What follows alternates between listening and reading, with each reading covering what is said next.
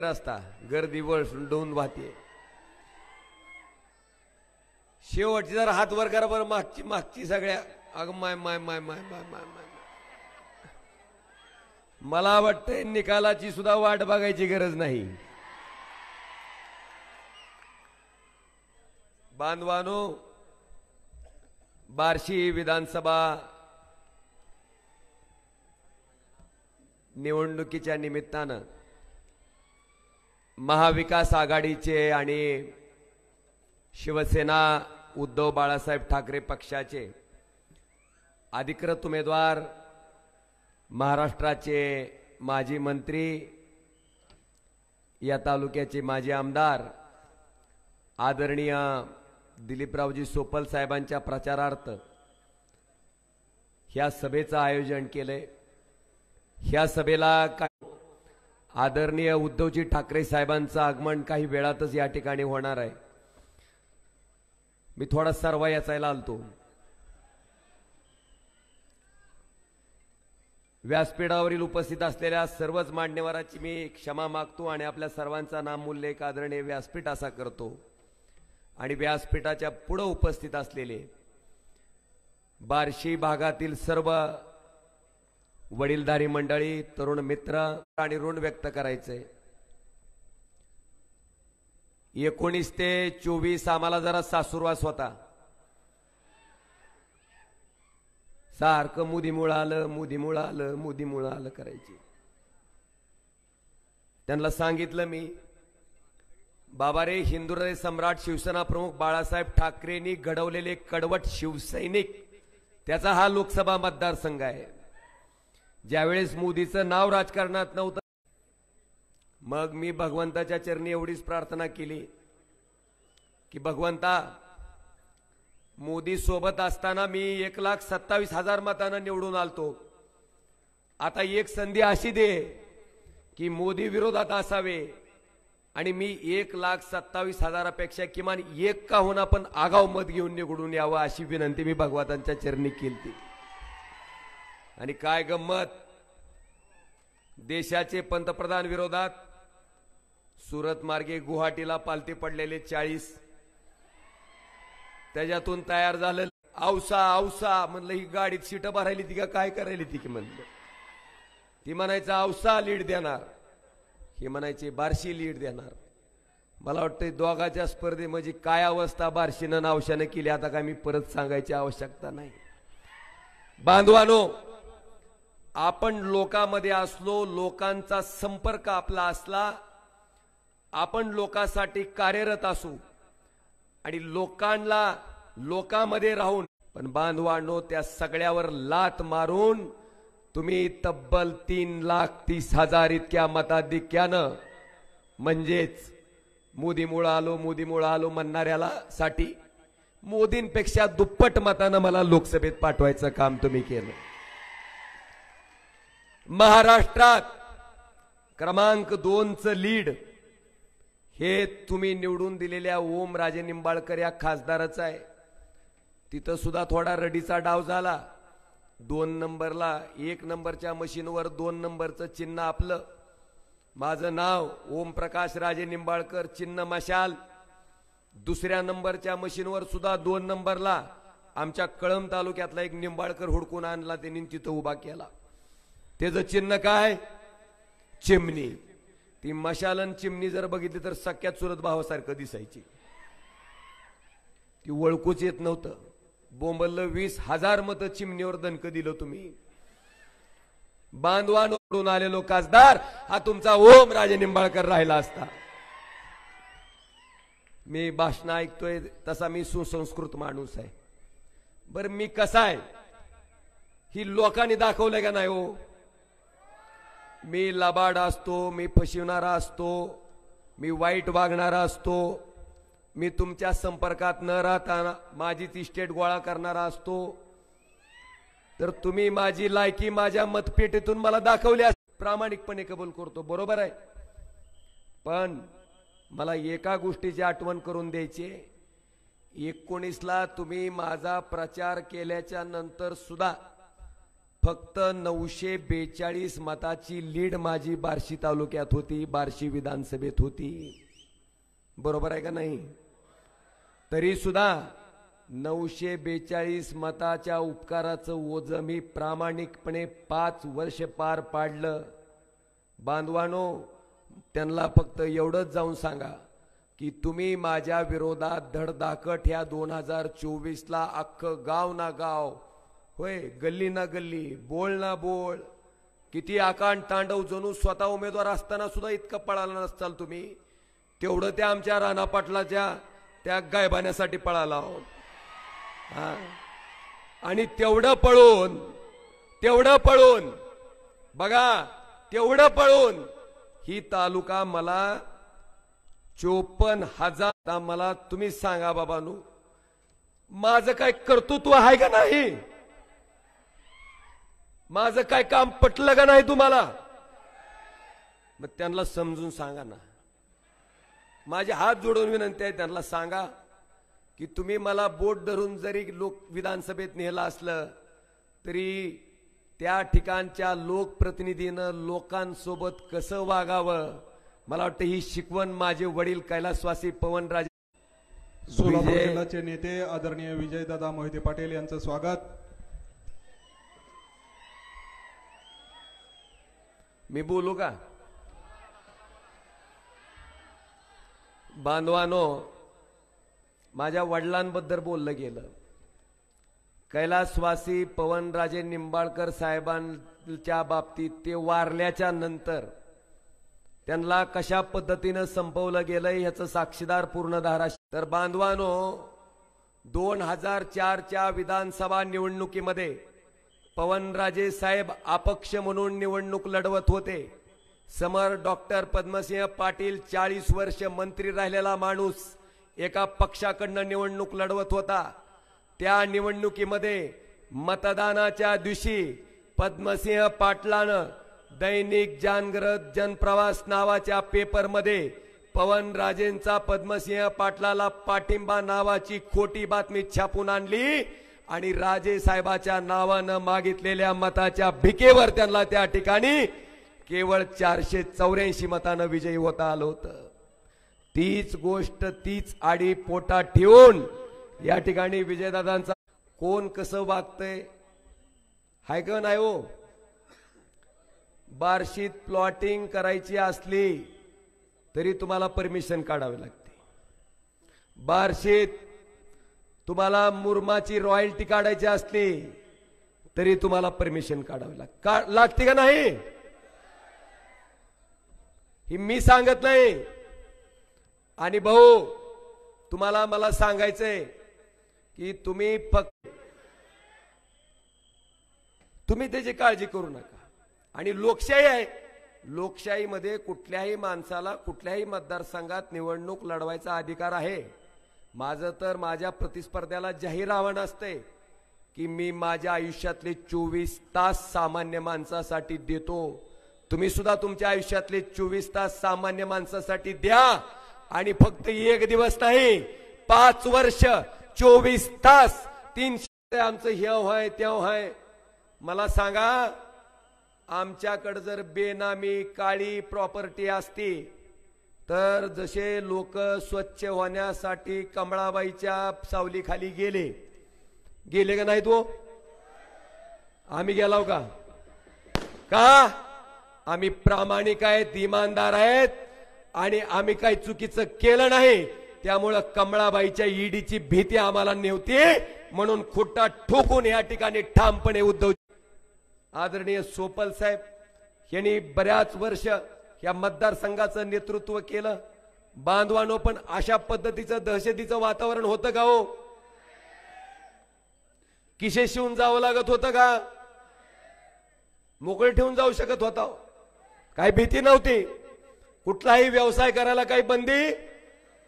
मला वाटतं आज काय तालुक्यात वातावरण आहे, मला वाटतं ह्याचं आत्मपरीक्षण ज्यांनी 5 वर्ष व्यक्ती आता पाटील नाव असणाऱ्यानं थोडा तरी स्वाभिमान शिल्लक ठेवावं की.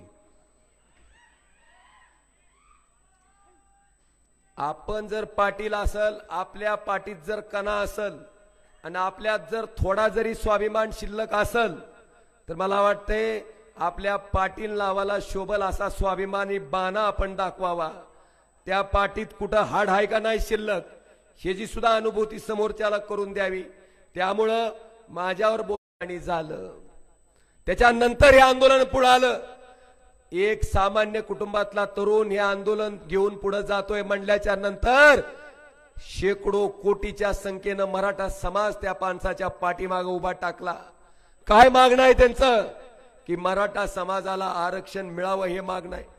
आपण लोकप्रतिनिधी म्हणून कुठलाही समाज कोट्यवधीच्या संख्येनं जेव्हा रस्त्यावर उतरतो त्या आंदोलनाचं सन्मान करणं मला वाटतं आणि समाजातल्या समाज बांधवांना लावणं गरजेचं आहे. आणि तुम्हाला सांगतो अशा पद्धतीचा मराठा समाजाच्या आंदोलनाचा ज्यांनी ज्यांनी अवमान केला त्या अवमान करणाऱ्याचा आता उद्याच्या 20 तारखेला आपण काय करणार आहेत? सुपडा सुपडा हा बिथरून गेले. मानसिकता ठीक राहिलेली नाही. पण मला एक सांगायचंय ही सगळं कर्म असते कर्माचं फळ असते. मी भगवंताच्या पदस्पर्शानं पावन झालेल्या भूमीत या ठिकाणी उभा आहे. बांधवानो मी माझ्या आयुष्यातलं राजकारण करत असताना जी नैतिकता जो साधेपणा जी प्रामाणिकता मी माझ्या राजकीय जीवनात जपलेली आहे. कोण म्हणतंय 2000 कोटी रुपये आणले, कोण म्हणतंय 4000 कोटी आणले. आपल्याकडे किती आहेत? आपल्याकडे 4000 आहेत का? 4000. आता मी सोपल साहेब बरच दिवस झाला आता रस्त्यानं प्रवास करतोय प्रचाराच्या निमित्तानं. करत असताना सारखी गाडी अशी करायली कमळाबाई कमळाबाई कमळाबाई कमळाबाई. मी ड्रायव्हरला विचारलं म्हणलं असं का करते रे म्हणलं गाडी. दादा म्हणला गाडीची चूक नाही म्हणला. त्या 4000 कोटीचा विकास त्या गरदाडात जी गेलाय का त्या गरदाडातून खाली टायरला सारखं दणकं देत आहे म्हणलं. ती गाडी सारखी कमळाबाई कमळाबाई कमळाबाई कमळाबाई कमळाबाई करते. काय अवस्था आहे विकास कामाची आपण बघतोय. बांधवानो माझ्यावर ही कुणाची आहे हो? केंद्र सरकारची आहे. पण आपण नारळ फोड्या कार्यक्रम करत नाही का? अरे तुम्ही खासदार केलं म्हणून मला अधिकार आला. मी जर माझ्या गोर्धनवाडीची जमीन विकून जर काय काम केलं असेल तर त्याचं नारळ फोडावून लोकांचे आणून सांगावं एवढ्या कोटीचा विकास मी केला. अरे तुम्ही मला मतदान टाकून खासदारच केलं नसतं तरी विकास काय आवाळातून ताणला असता का मी? बांधवानो ओम राजे लोकप्रतिनिधी म्हणून तुम्ही मला कोणाचं स्टेटस टाकलं की तुम्हाला फोन आला का माझा? कशाच्या जीवावर केलं आपण हे सगळं? मला वाटते निखळ आणि निर्वयाज प्रेमाच्या जीवावर बांधवानो मला तुम्ही 54,000 मताचं मताधिक्य त्या ठिकाणी दिलंय. ज्याच्या डोक्यात प्रकाश पडत नसल त्यांना कृपा करून सांगा. लोक दहशतीनं लोक दाब देऊन लोक अडवणूक करून लोकांवर खोटे गुन्हे मशीन आहे. जी मशीन पूर्ण भरलेली आहे त्या मशीनचं आपलं चिन्ह कितव्या नंबरला आहे? कितव्या नंबरला आहे? कितव्या नंबरला आहे? व्यवस्थित. आता तुम्हाला काय झालंय? सोयाबीनचा भाव पडल्यामुळे तुम्ही गेला कातावून. तुम्हाला असं वाटतं की कवाच जाईन बटन दाबीन असं वाटतंय का नाही? लय जोशात जाऊन तुम्ही बटन दाबता. आता जाताना शांततेत जावा. मला बरं झालं सोयाबीनच्या भावावरून आठवलं. बाई और बहिनो बरं मला काय बोलता बांधवानो. सोयाबीनची ती अवस्था आहे. मोदी साहेबाचं आपल्यावर किती प्रेम आहे माहिती आहे का तुम्हाला? कांदा निर्यातीला परवानगी मिळाली पण कोणत्या कांद्याला? लाल कांद्याला नाही पांढऱ्या कांद्याला. का? पांढरा कांदा गुजरातला होतो त्या कांद्याला परवानगी, लाल कांद्याला परवानगी नाही. बांधवानो मोदी साहेब आता येऊन प्रचार करतेत. मी आपला साधा खासदार आहे. आपल्यात काय खासदाराचं तर दिसतंय का खालच्या कडे बसून? पोलीस सुद्धा बाहेर अडवायला होतो मला. थांब म्हणलं, कुठं चालला म्हणलं तू मध्ये. म्हणलं बेटा खासदार हो म्हणलं, तू काय रांगीत कपडं घातलं म्हणजे काय असं का म्हणलं, भाषण करायचे म्हणलं मला. तुम्ही जर इथं मला सोडलं गर्दी, त्याचे पंतप्रधान आहात का गुजरातचे आहात? तुम्ही आमच्या 2 लाख पोरांच्या प्रपंचात चुलीत पाणी वतून प्रकल्प कुठे नेला? गुजरात. मला तुम्हाला प्रश्न विचारायचा आहे, 2 लाख प्रपंच त्या ठिकाणी त्या प्रकल्पावर चालले असते. हा प्रकल्प जात असताना हितले मुख्यमंत्री, 2 हाफ मुख्यमंत्री, ह्या तिघापैकी एक तरी मोदीला बोलू शकते का हो? ही सगळी त्यांच्या ताटाखालची मांजर आहेत. नुसतं ताट आपटेल की ही धुमधडाक 3 ठिकाणी पळून जाते. ही त्याला विचारू शकत नाहीत. त्यांना जाब विचारणार नेतृत्व पाहिजे असेल तर त्या कधी चालू केलं? निब्बार रुमनं तुमच्या पाटाडात बसल्यावर तुमची खुर्ची लाडकी आता वाचत नाही, म्हणून लाडकी खुर्ची वाचवण्यासाठी आणलेली ही योजना आहे. तिला लाडकी बहीण म्हणायच्या ऐवजी लाडकी खुर्ची योजना म्हणणं संयुक्तिक ठरेल बांधवानो. ह्याच्या विरुद्ध उद्धव ठाकरे साहेब मुख्यमंत्री झाले, 7च मंत्री मंत्रिमंडळात होते आणि 7 मंत्री मंत्रिमंडळात असताना उद्धव साहेबांनी ह्या महाराष्ट्रातल्या शेतकऱ्याचं 2 लाख रुपयाचं कर्ज सरसगट माफ करायचा निर्णय त्या ठिकाणी घेतला का नाही? त्याची जाहिरात केली, त्याचा हे सुद्धा मला ह्या सभेच्या माध्यमातून सांगायचं आहे. दुसरं, महाविकास आघाडीचं सरकार आलेल्या दिवशी त्या ठिकाणी 3 लाख रुपयापर्यंतची महाराष्ट्रातल्या सर्व शेतकऱ्याची कर्जमाफी सरसगट करायचा निर्णय सुद्धा महाविकास आघाडीचं सरकार बसल्या बसल्या पहिल्या कॅबिनेटला त्या ठिकाणी घेणार आहे.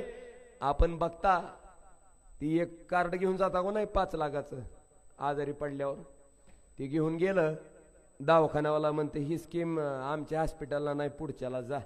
मग तुम्ही पुढच्या हॉस्पिटलला, मग ती म्हणते तुमचा आजार कोणचा आहे? अरे हे आजार बसत नाही की म्हणले, ह्याच्यात बसत नाही. आपल्या सगळ्याला विनंती आहे, आता मागच्या वेळेस पैशाचा अतिवृष्टी होती, आता बहुतेक ढगफुटी व्हायची शक्यता आहे. काय होणार आहे? ढगफुटी. पण मागच्या अतिवृष्टीला जसं तुम्ही सक्षमपणे तोंड दिलं, कसं? बेमानीनं कमवलेल्या पैशाला बेमानी करणं जगातली सगळ्यात मोठी काय आहे? काय करणार का नाही? मग आता मला साहेब परवाच्या भाषणात म्हणले त्यांचा आकडा काहीतरी कळालाय, 5000 एका मताला वाटणार आहेत म्हण. साहेबांनी त्या दिवशी मिश्किलपणे म्हणलं. विश्वासभाऊ बारबोले यांना विनंती करतो की आपण अगदी थोडक्यात या ठिकाणी मनोगत व्यक्त करावं. आज या ठिकाणी उपस्थित महाराष्ट्र राज्याचे माजी मुख्यमंत्री, आमचे नेते आदरणीय विजयसिंहजी मोहिते पाटील, आपले खासदार आदरणीय ओमराजे निंबाळकर, व्यासपीठावर उपस्थित सर्व महाविकास आघाडीचे काँग्रेस, राष्ट्रवादी, शिवसेना, कम्युनिस्ट पक्षाचे सर्व नेते मंडळी, या तालुक्यातल्या लोकांनी या निवडणुकीच्या निमित्तानं दिला. भरघोस असं मतदान त्या ठिकाणी त्यांना आपण केलं. प्रचंड दहशतीचं वातावरण असताना अनेक लोकांनी पुढे न येता घरी बसून कार्यक्रम केलेला आहे. पण आज या विधानसभेच्या निवडणुकीच्या निमित्तानं फिरत असताना या तालुक्यातल्या आणि शहरातल्या जनतेनं या पुढच्या आपल्या विरोधी उमेदवाराला चारी मुंद्या चिकांना, अनेक या महाराष्ट्रातल्या काँग्रेस बरोबर, शिवसेने बरोबर काम करणाऱ्या लोकांना जबरदस्ती त्या ठिकाणी त्यांच्याकडे खेचण्याचं काम केलेलं होतं. आज तीच परिस्थिती महाराष्ट्रातली शिवसेना फोडली, राष्ट्रवादी काँग्रेस पक्ष फोडला आणि ज्या पद्धतीनं गुंडगिरीचं आणि दहशतीचं राजकारण केलं, तीच परिस्थिती आपल्या तालुक्यात पण आपण सगळेजण पाहतोय. सर्वांनी इथं डी मध्ये येऊन बसावं. पोलिसांना विनंती आहे की ते बॅरिगेड्स थोडे काढावेत आणि आपण सर्वांनी इथं पुढे येऊन बसावं. ज्यांना ज्यांना जागा मिळेल नाही त्यांनी समोर येऊन बसावं. आदरणीय साहेबांना विनंती आहे, आपण छत्रपती शिवाजी महाराजांच्या पुष्पहार अर्पण करायचा आहे. आदरणीय उद्धवसाहेब ठाकरे, आदरणीय दिलीपरावजी सोपल साहेब, सर्वच मान्यवरांना बसू द्या, बसू द्या, सर्वांना सर्वांना बसू द्या, बसू द्या सर्वांना, सर्वांना सर्वांना पुढे बसू द्या. सर्वजण. कार्यकर्त्यांना विनंती आहे, आपण सावकाश पुढे येऊन बसायचं आहे. सावकाश पुढे येऊन बसा सगळ्यांना. सावकाश सावकाश. एकदम शिस्तीचं वर्णन करायचं आहे. सर्वांनी शिस्तीत यायचं आहे. हा, सर्वांना विनंती आहे की सर्वांनी शिस्तीत यायचं आहे. महिला पण भरपूर प्रमाणात आलेल्या आहेत. कुणालाही त्रास न होता सर्वांनी व्यासपीठावरील सर्वांना विनंती आहे की आपण सर्वांनी मागे सरकायचं आहे. सर्वांना पुन्हा एकदा विनंती आहे, कृपया कुणीही गडबड करू नका. सगळ्यांना सभेचा आस्वाद घ्यायचा आहे. शांत बसा, सगळ्यांनी शांत त्यानंतर बसा. आहे तिथं त्या तुम्हाला जागेवर बसून सर्वांचे घ्या. लाडके नेते आदरणीय सोपल या प्रचार सभेला बार्शीकरांच्या आग्रहावरून उपस्थित असलेले शिवसेना प्रमुख आदरणीय उद्धवसाहेब ठाकरे, सगळ्यांनी शांत बसून या. गडबड करू नका, अजिबात गडबड करू नका. माझी विनंती आहे आपल्याला, त्या ठिकाणी उभारलेल्याने जागेवर उभा राहा. आत येण्याचा प्रयत्न करू नका. बंद झालेला इथं फुल भरलेलं आहे. कुणीही जागेवरनं हलू नका, कुणीही जागेवरून हलू नका. माझे हात जोडून विनंती आहे तुम्हाला. आदरणीय विजयदादा, विश्वास भाऊ, शिवसेनेचे तालुका प्रमुख प्रवीण काकडे,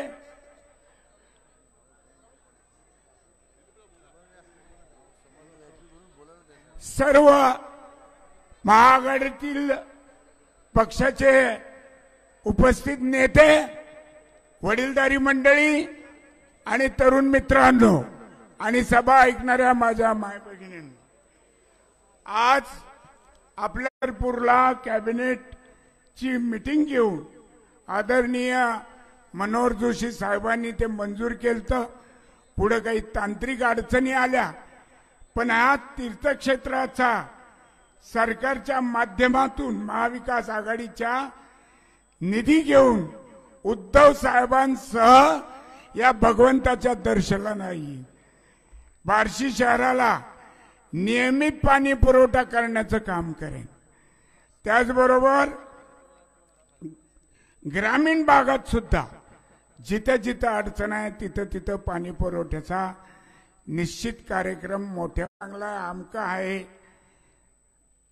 जर ते मुळातच ठरवलेलं असेल तर त्याच्यामध्ये वेगळं काही आपल्याला अपेक्षित नसणार आहे. त्यामुळं ह्या बोगसगिरीवर सुद्धा कुणी विश्वास ठेवू नका. आणि आज श्री रवींद्र बंडू लोकरे, अखिल भारतीय मराठा महासंघाचे अध्यक्ष सोलापूर जिल्हा, यांनी सुद्धा महाविकास आघाडीचा उमेदवार म्हणून माझ्या उमेदवारीला पाठिंबा दिलेला आहे. त्यांचंही मनपूर्वक आभार मानतो. आणि तुम्हाला मी नेहमीच बोलत आलेलो आहे, आपण सगळे उद्धव साहेबांना ऐकण्यासाठी या ठिकाणी एवढ्या मोठ्या संख्येनं उपस्थित आहोत. मला एवढंच या निमित्तानं सांगायचं आहे की साहेब, तुमच्या बॅगा तपास नाही नाही नाही पुलवामामध्ये ज्या बॅगेतून स्फोटकं गेली, गाडी गेली, त्या गाडी जर तपासली असती तर 40 सैनिक शहीद झाले नसते आणि आमच्या भगिनी 40 त्यांचं कुंकू पुसलं गेलं नसतं. ही अशी ही उफराटी नीती ह्या सरकारकडनं चालू आहे. आणि साहेब, तुम्हाला निश्चितपणे सांगतो की ही पेटलेली जनता, मशाल घेऊन पेटलेली जनता, तुतारी घेऊन पेटलेली जनता, हाताचं चिन्ह घेऊन पेटलेली जनता, हे महायुतीचं अन्यायकारी सरकार उलथून पाडल्याशिवाय राहणार नाही, हे मी या भगवंत नगरीत आपल्याला सांगतो. आणि माझे शब्द मी या ठिकाणी संपवत असताना परत एकदा माझ्या बार्शी तालुक्यातील सगळ्या उपस्थित असलेल्या नसलेल्या सगळ्या सहकाऱ्यांचा आभार मानून माझे 2 शब्द संपवतो.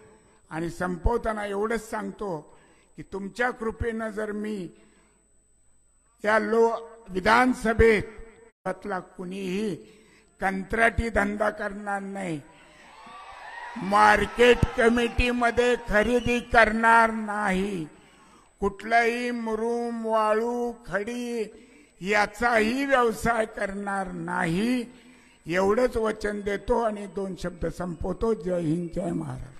धन्यवाद साहेब. यानंतर तमाम बार्शीकरांच्या वतीनं मोबाईल टॉर्च लावून उद्धव साहेबांचं स्वागत करण्यात येईल. मी बार्शीकरांना विनंती करतो की मोबाईलची टॉर्च लावून आपण उद्धव साहेबांचं स्वागत करावं. कृपया मोबाईलची टॉर्च लावून सर्वांनी उद्धव साहेबांचं स्वागत करावं. प्रौढ प्रताप पुरंदर रणधुरंदर क्षत्रिय कुलावतांस महाराजाधिराज अश्वपती गोपती गजपती कल्याणकारी रयतेचा जाणता राजा छत्रपती शिवाजी महाराज की जय भवानी, जय भवानी. देव देश धर्म मराठी मनाचे बाणबिंदू हिंदू अस्मितेच्या शिरोमध्ये अखंड हिंदुस्थानचे हिंदुहृदय सम्राट श्रीमान बाळासाहेब ठाकरे यांचा, बाळासाहेब सुपुत्र महाराष्ट्र हृदय सम्राट, संयमाचं भगवं वादळ, अतांग महासागराचं वादळ, शिवशक्ती भीमशक्तीचे उद्गाते आदरणीय उद्धव साहेब ठाकरे यांचा कहो दिल से. जमलेल्या माझ्या तमाम महाराष्ट्र प्रेमी बांधवांनो, भगिनींनो आणि मातांनो, हे मोबाईलचे टॉर्च कुठपर्यंत गेलेत म्हणजे ही गर्दी कुठपर्यंत आहे हे टॉर्च पेटल्यानंतर लक्षात आलं.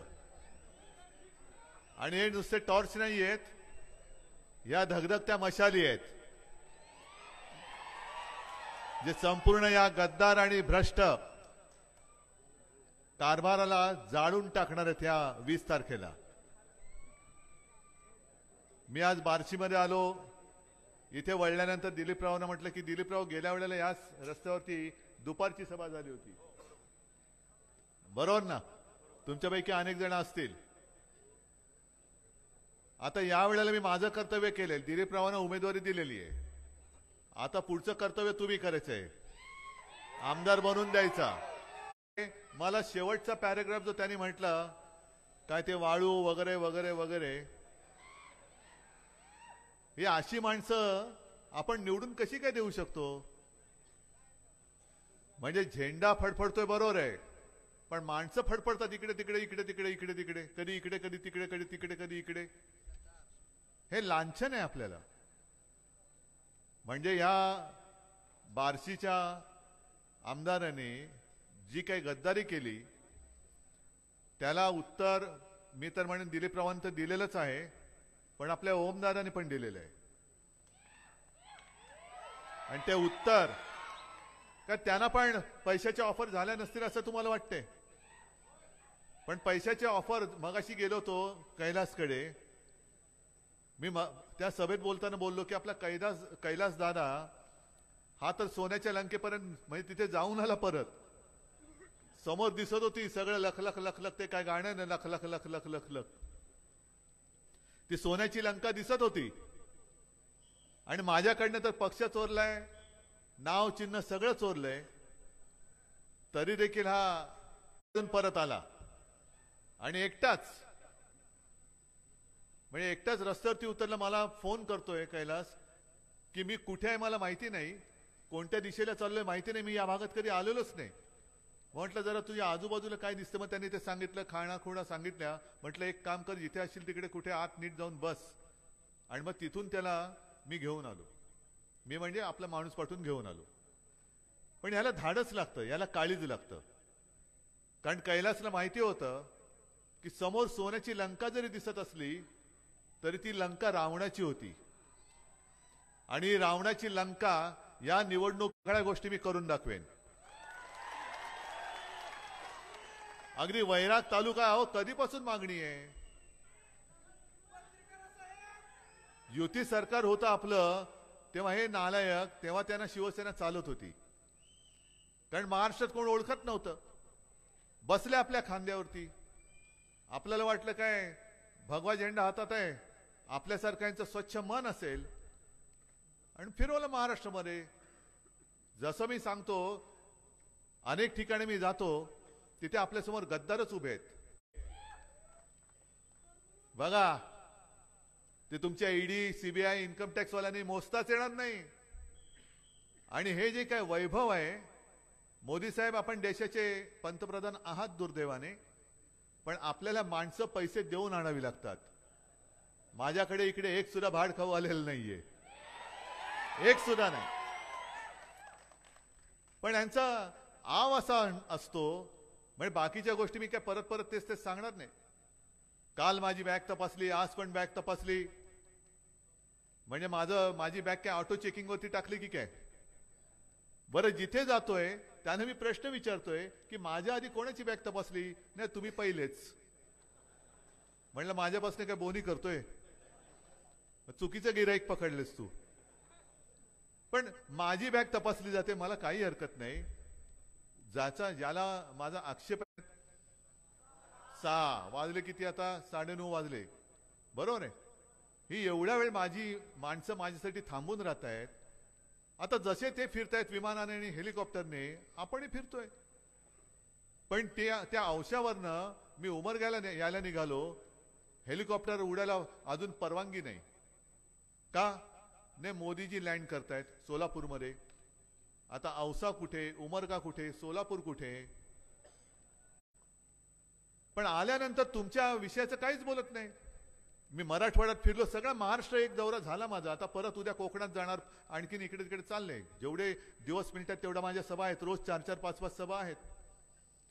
पण मराठवाड्यामध्ये तीच एक ओरड आहे, विदर्भामध्ये ओरड आहे, उत्तर महाराष्ट्रामध्ये आहे, पश्चिम महाराष्ट्रात आहे. शेतकरी रडतोय. सोयाबीनला भाव नाही, कापसाला भाव नाही, दुधाला भाव नाही, कांद्याचा भाव पडतोय. मग करायचं काय.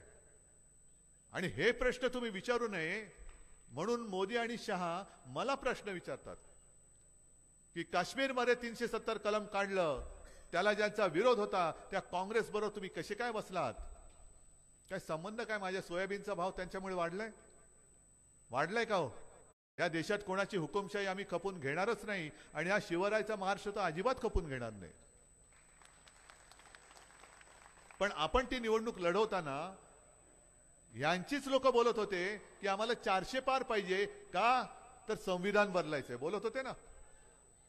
मग तेव्हा जेव्हा तुम्ही चांगला फटका दिलात तेव्हा हे बोंबलायला लागले की या विरोधी पक्षांनी म्हणजे महाविकास आघाडीनी आणि इंडिया आघाडीनी एक फेक नरेटिव्ह म्हणजे काय की खोटं कथानक तयार केलं आणि म्हणून लोक त्याला बळी पडले म्हणजे फसले.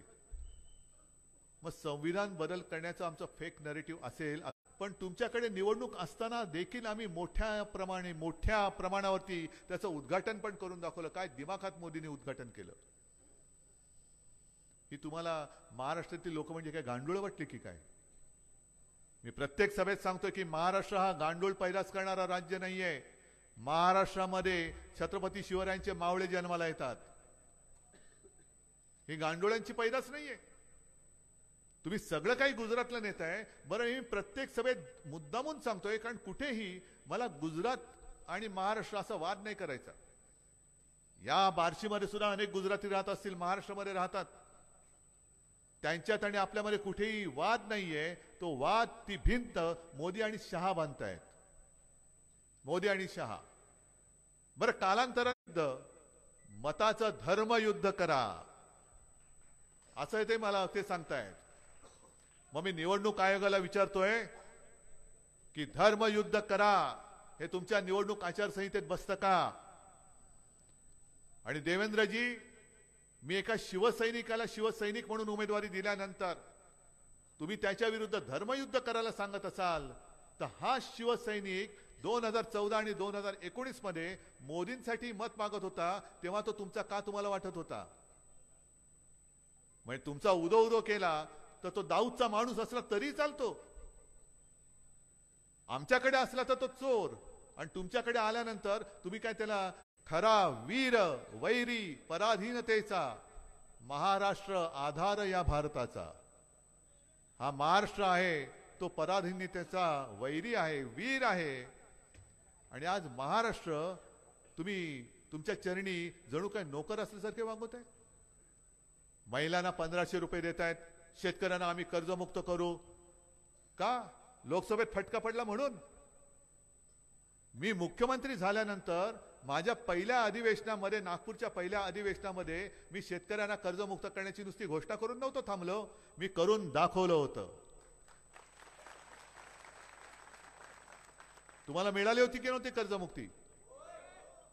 तुम्हाला तेव्हा सोयाबीनला भाव होता नव्हता, कापसाला होता, दुधाला होता, जे जे काय तुम्ही पिकवताय त्याला तुम्हाला भाव मिळत होता की नव्हता? मग आता जी काय परिस्थिती आहे, सोयाबीन तुम्ही फिरा ना इकडे, किती काय शेतकरी आलेत का रे? सोयाबीनचे आलेत ना? जे जे काय तुम्ही इकडे पिकवता, कारण मी विदर्भ मराठवाड्यामध्ये फिरलो, हा पण मराठवाड्याचा आहे. इकडे थोड्या सोलापूरमध्ये जरी आला तरी आपला हा भाग जातो धाराशिवमध्ये मतदारसंघात. पण ते सगळे शेतकरी मला सांगतात की तुमच्या वेळेला आम्हाला सोयाबीनला 10,000च्या वरती भाव होता, कापसाला भाव होता. आता सगळं पडत चाललेलं आहे.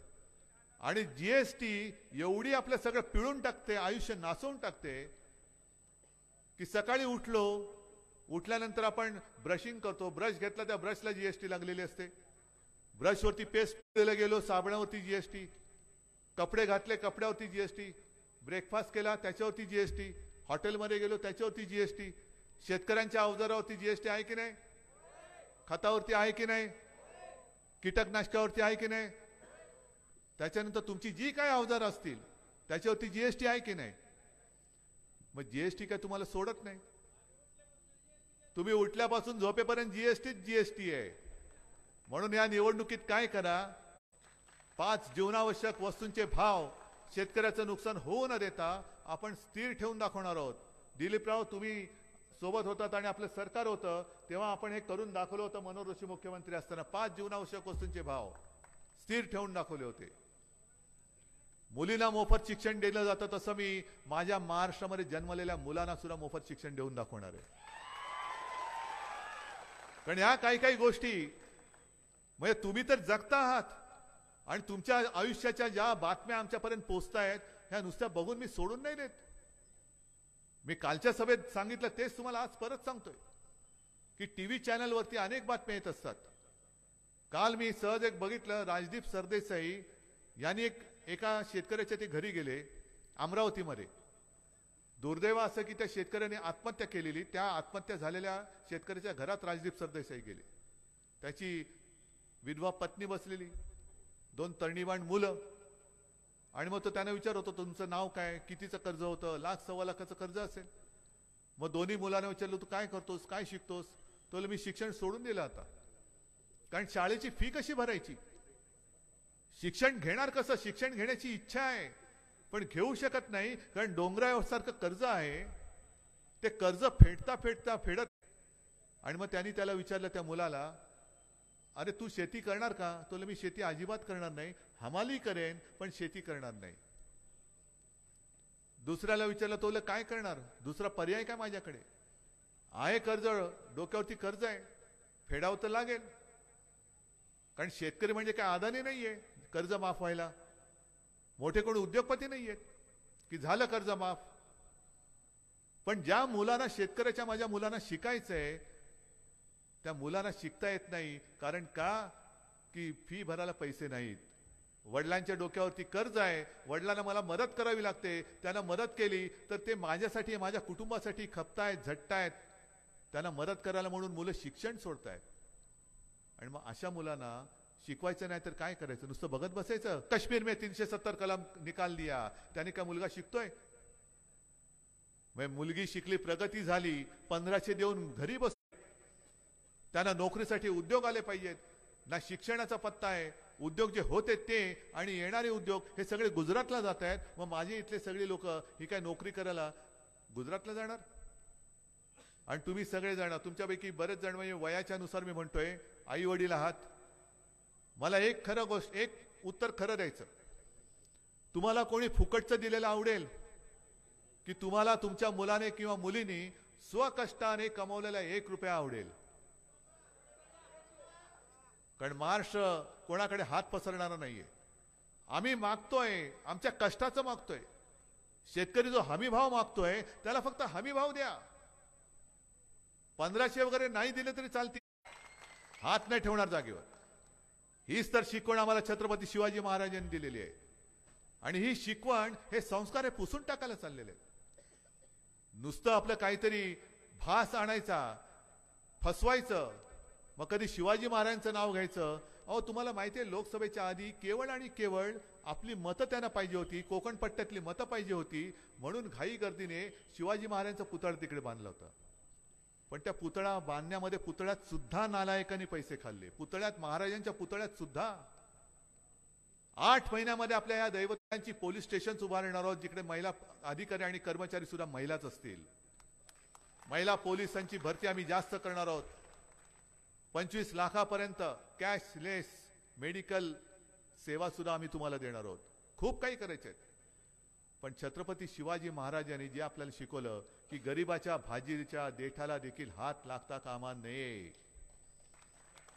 इकडे गरीबाची भाजी तर सडतेच, पण गरीब मुळासकट उखडला जातोय तरी मोदी आपले फिरतायत. आज इधर तो कल उधर फिरतायत.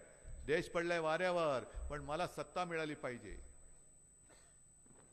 आणि म्हणूनच जे मी ठरवलंय की आपली सत्ता, भाजपवाले कोणी नव्हते, महाराष्ट्र वाचवला ते या माझ्या सगळ्या महाराष्ट्रातल्या माता भगिनी आणि जनतेने महाराष्ट्र वाचवलेला आहे. आणि तेव्हा माझ्यावरती टीका झाली होती, आजही टीका करतात, हे फक्त यांच्या कुटुंबापुरतेच आहेत. हो आहेच, हेच माझं कुटुंब आहे.